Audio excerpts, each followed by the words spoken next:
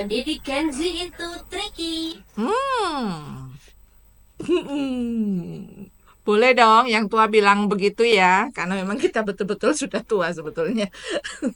Gen Z itu lebih pinter daripada kita Itulah sebenarnya. kelemahan Iya. kita ya. Makanya kadang kita itu dianggap tua tuh tahu apa Oh gitu. gitu ya. Semangat Pak, semangat Pak.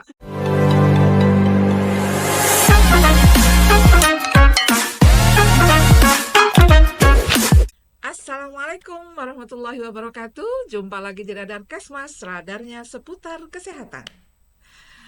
Oke teman-teman, hari ini kita kedatangan tamu-tamu spesial dari Unu Sapunya. Nih ada di sebelah kanan dan sebelah kiri para pria pemimpin di Unusa. Sebelah kanan dulu apa sebelah kiri dulu ya enaknya ya? Yuk kanan kiri. Oke, yang kanan silakan dikenalkan dulu siapa nih ya tamu kita? Ya, baik.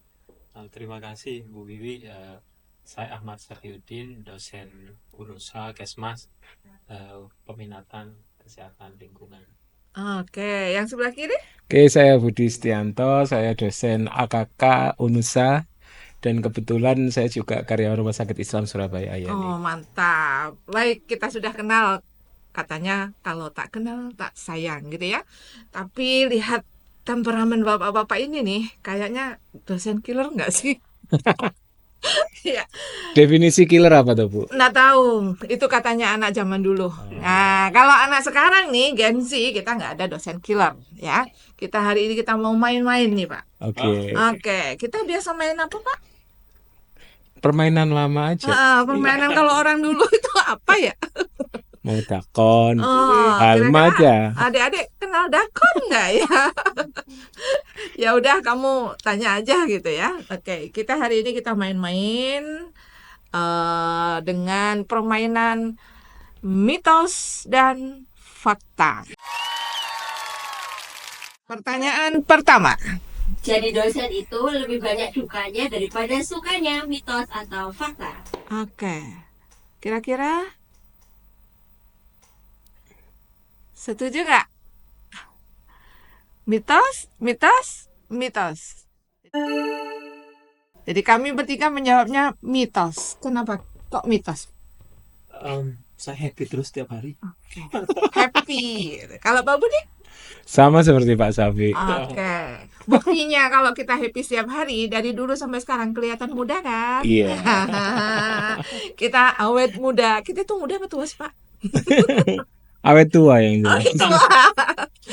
Oke, itu pertanyaan pertama. Kedua. Mendidik Gen Z itu tricky.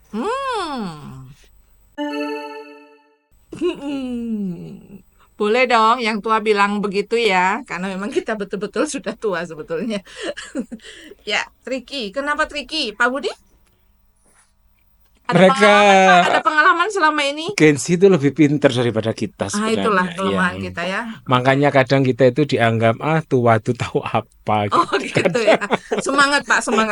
Tapi tetap berkobar semangatnya ya Pak ya. Kalau Pak Safi? Satu, beda generasi. Iya. Yang kedua, maka beda konsep juga. Kalau Iya. dulu diajari X, mungkin sekarang X+1. Oh iya, Itu yang paling itulah. penting. Plus gitu ya. Plus. Anak sekarang itu plus, maka kita harus plus juga istilahnya. Tricky memang. Katanya anak sekarang tuh generasi stroberi ya. Itu nggak tahu, saya nggak suka stroberi soalnya. Baik, kita lanjut ke pertanyaan ketiga. Mengajar, meneliti, dan mengabdi itu sama serunya. Fakta. Buktinya itu tadi jawabannya pertama, kita awet muda. Makanya suka mengajar, mendidik, dan meneliti staf pengabdian.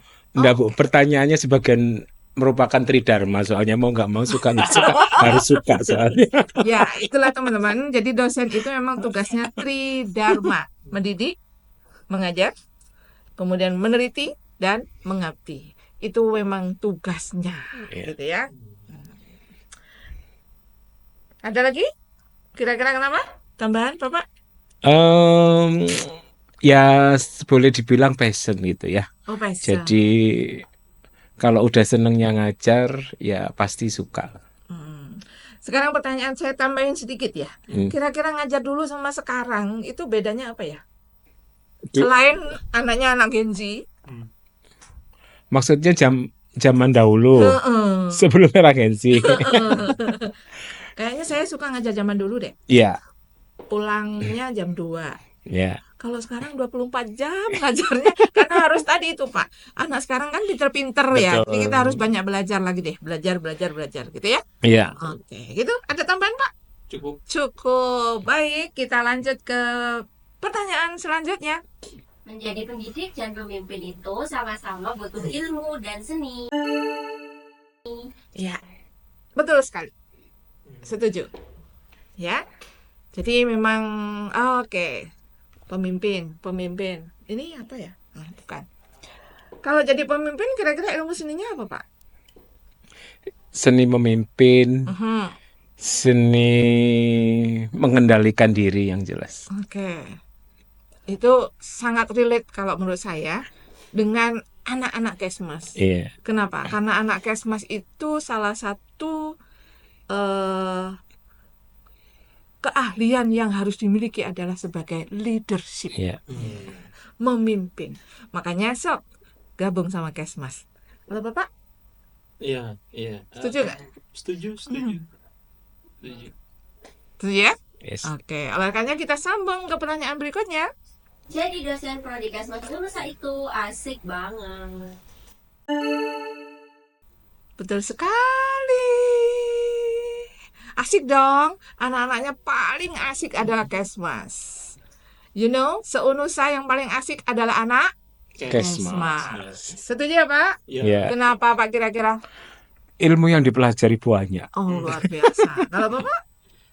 Ya kurang lebih sama. Komprehensif. Jangan-jangan sampai banyaknya, saking banyaknya nggak jelas ilmu apa.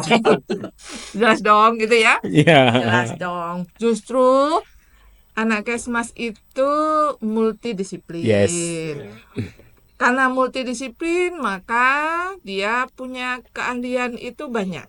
Ya. Maka nanti bisa bekerja banyak bidang yang bisa dikuasai. Itulah Kesmas. Asik kan? Masih. Asik dong. Asik banget. Lanjut ke pertanyaan berikutnya.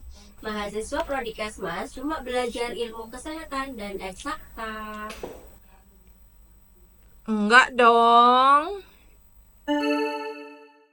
Enggak lah, enggak setuju saya ya. Kalau kesehatan sama eksakta, enggak. Sosialnya, psikologinya, Banyak. banyak banget. Apalagi di ilmu keilmuan yang AKK yang saya pegang itu, mahasiswa itu belajar menghitung unit cost. Oke. Jadi kalau setiap kali mau produk sesuatu, dia harus bisa merencanakan berapa sih dia mau jual. Nanti Jualan di dong ya. semester berikutnya ketemu metode pemasarannya. Jadi sudah klop lah. Kalau mau jadi pengusaha, masuk Kesmas juga bisa. Wah, itu relate banget Betul. sama unggulannya Unusa ya. Iya. Menjadi Entrepreneur. entrepreneurs. Iya. Oke. Iya. Kalau Bapak? Saya mungkin pengalaman di Kesling ya. Di Kesling itu kami memperkenalkan ada beberapa engineering part. Jadi misalnya kita mendesain tentang pengolahan air bersih. Betul. Artinya teman-teman Kesling tuh banyak belajar di situ, mulai dari engineering desainnya kan, termasuk nanti nyambung banget dengan Pak Budi. Ada environmental cost juga yang kita perkenalkan. Banyak banget deh ilmunya kalau kuliah di Kesmas ya. Gak rugi kan? Enggak. Oke, kalau tadi bilang unit cost, ya ini yang berapa cost? Kira-kira kalau di saya apa ya? Masa cost-cost terus? Enggak lah. Jadi yang paling utama nih, anak Kesmas itu harus pintar advokasi, komunikasi Ya. ke masyarakat, community-nya luar biasa. Sehingga kalau ini dihitung enggak eksak bukan. Jadi kita harus ada komunikasi sosial, gitu ya. Jadi sosialnya sangat banyak. Ya, juga memperhatikan secara holistik komprehensif seorang baik individu maupun keluarga dan masyarakat. Nah, ini ilmu sosial banget. Sehingga enggak hitung-hitungan aja gitu ya. Nah, bahasa kesehatan yang ya lumayan lah itu ya, bisa menguras kepala untuk menghafal gitu. Tapi juga kita social leadership-nya juga harus pintar anak Kesmas. Komplit berarti ya Bu ya. Oh, komplit dong. Spesial, komplit. Pak. Yes. Spesial. Nggak rugi Pak ambil bantu anak Kesmas. Iya. Yuk, silakan lanjut lagi pertanyaan berikutnya. Mahasiswa prodi Kesmas cuma belajar teori di kelas, jarang praktik di lapangan. Nah, ini metode. Mitos ya. Ya. Kita sudah bilang tadi ya, kalau kita tidak hanya di kelas, tapi kita ke masyarakat, ke lapangan, Ya. gitu ya. Tidak hanya jualan, masa jualan tidak ketemu customer kan lucu ya Pak? Betul. Nah, marketing juga harus ketemu orang Yes, gitu ya, di oke. lapangan, latihannya gitu ya. Ya. Oke, ada teman? Yang jelas proses pembelajarannya kan nggak hanya teori. Nanti dia ketemu PBL, ketemu magang, dan itu bisa mengaplikasikan apa yang sudah ada di kelas dan dia mengembangkannya pada saat praktek di lapangan. Alhamdulillahnya di kita di Kesmas itu kan sudah banyak mata kuliah yang berdasarkan studi kasus kan. Iya. Artinya mungkin di beberapa pertemuan saja yang di kelas, kemudian kita belajar betul di lapangan. Kemudian melihat di lapangan, menyusun laporan-laporan di lapangan yang justru menurut saya sih menjadi S1 itu plusnya di situ dibandingkan dengan mungkin yang diploma. Iya.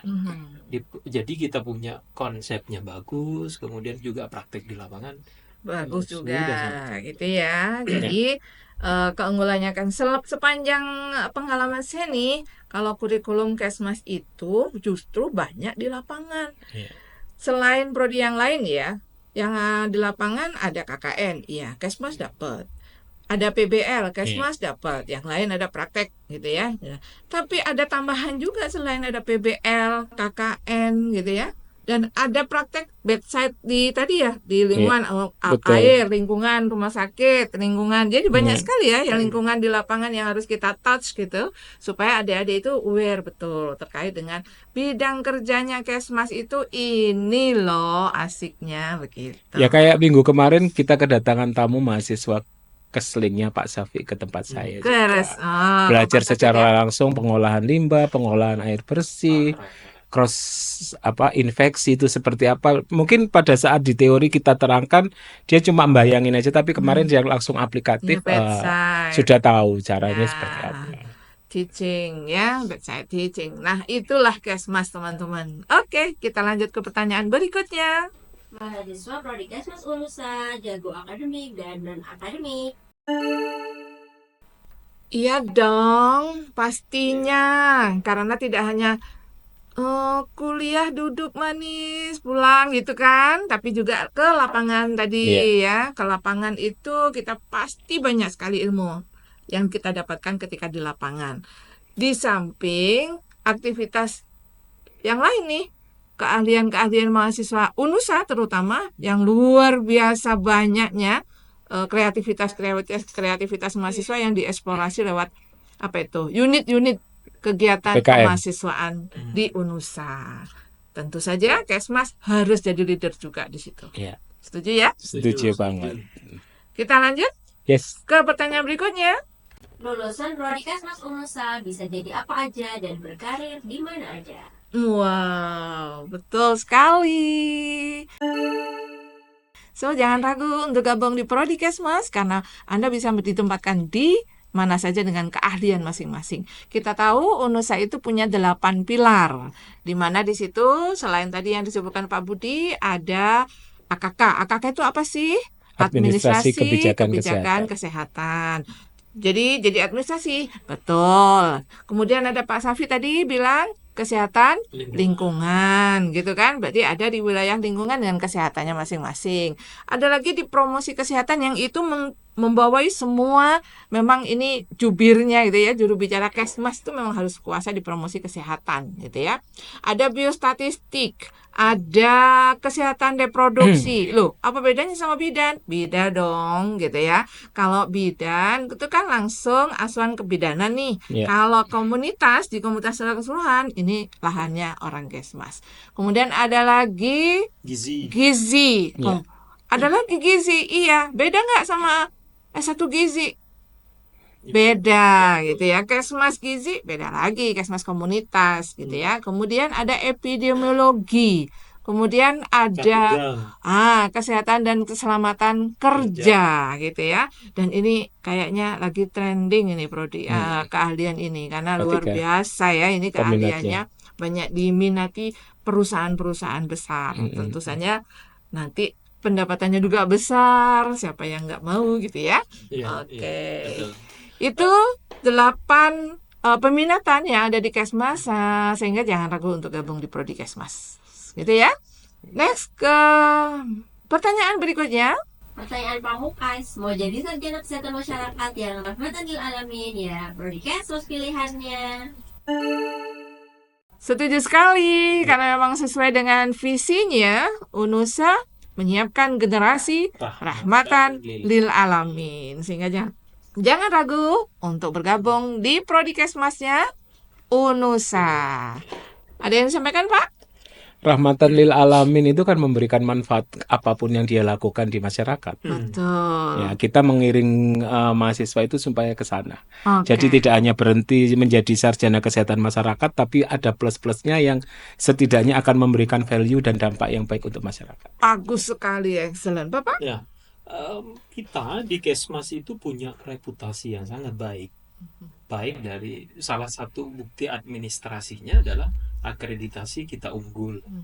Dan salah satu dengan yang sangat mudah tetapi bisa kita unggul. Artinya proses pengajaran oleh dosen, manajemen oleh prodi, kemudian mahasiswanya memang setelah dilakukan secara sangat baik. Dengan reputasi ini, maka saya rasa dan pengalaman kami melihat di lapangan, banyak lulusan-lulusan kita itu secara umum sangat bermanfaat di tempat kerjanya masing-masing, di lingkungan masyarakat dan sebagainya, dan banyak juga yang jadi pemimpin. Yes. Nah, ini rahasianya kira-kira apa ya?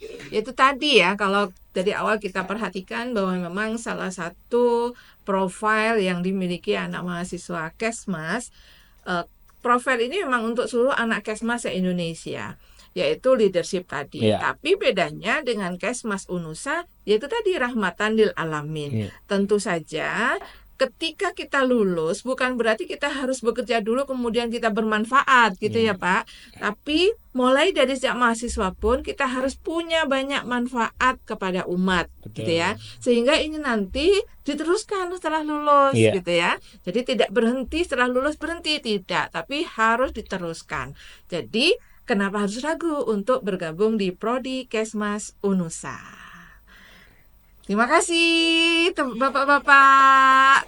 Ya, kita sudah main-main nih antara fakta dan mitos. Ada 10 pertanyaan yang sudah kita selesaikan. Nah, untuk selanjutnya kita akan bincang-bincang serius tapi santai. Deg-degan Ya.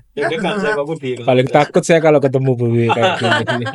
Menjadi pemimpin itu bukan hanya menjadi seorang pemimpin, tapi dia harus berbakat dan bagaimana dia bisa mengendalikan dirinya sendiri. Yang paling menentukan pada kita itu adalah kemandirian yang dibangun selama kuliah. Itu yang tidak ditemukan ketika kita tidak kuliah, dan Kesmas itu melakukan itu secara baik.